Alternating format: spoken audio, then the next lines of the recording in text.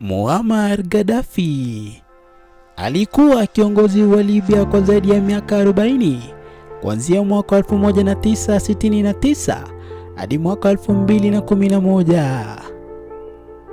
Kifo chake kilitokea tarehe 20 Oktoba mwaka 2011.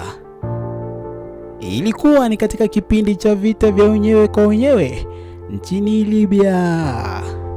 Karibu, mimi ni Emmanuel. Chanzo cha mgogoro huo: mnamo mwaka 2011, vuguvugu la kisiasa lililojulikana kama Arab Spring ilienea katika nchi nyingi za kaskazini mwa Afrika na Mashariki ya Kati.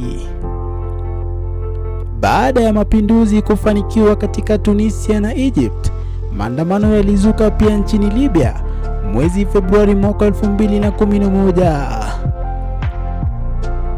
Wananchi wa Libya walikuwa wakipinga utawala wa muda mrefu wa Gaddafi, ukosefu wa demokrasia, ukiukwaji wa haki za binadamu, rushwa na ukandamizaji wa upinzani. Vita vya wenyewe kwa wenyewe. Waasi waliunda baraza lililojulikana kama National Transitional Council ili kuratibu mapambano dhidi ya serikali ya Gaddafi.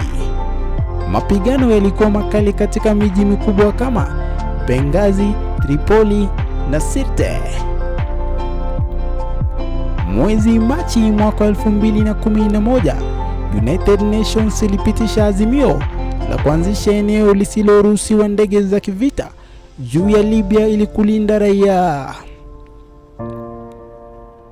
Hatua hii ilisababisha muungano wa kijeshi unaoongozwa na NATO kuanza mashambulizi ya anga dhidi ya majeshi ya Gaddafi. Mashambulizi hayo yalisaidia waasi kusonga mbele hadi mji wa Tripoli ulipoanguka mwezi wa Agosti mwaka 2011. Kukamatwa kwake na kuuawa. Baada ya Tripoli kuanguka, Gaddafi alikimbilia mji wake wa kuzaliwa wa Sirte. Mapigano makali yaliendelea huku kwa wiki kadhaa. Tarehe 20 Oktoba mwaka 2011, msafara wa magari uliokuwa ukijaribu kutoka Sirte ulishambuliwa kwa mashambulizi ya anga. Gaddafi alikamatwa akiwa aina wapiganaji wa waasi.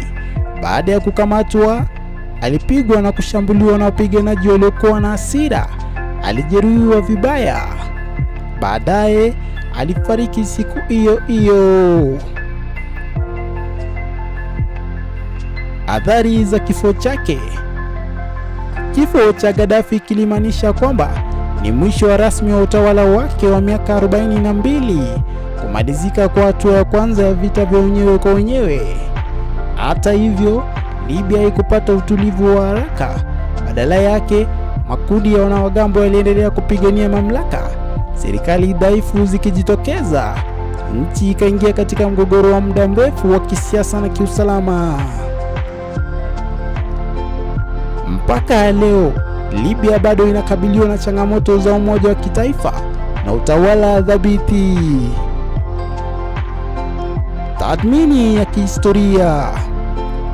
Baadhi ya watu walimwona Gaddafi kama kiongozi aliyepinga ukoloni na ushawishi wa Magharibi, mtu aliyeboresha huduma za afya na elimu kwa kutumia mapato ya mafuta. Nao wengine walimkosoa kwa utawala wa kidikteta, ukandamizaji wa wapinzani na kuhusishwa na vitendo vya ugaidi kimataifa katika miaka 1980. Kwaheri.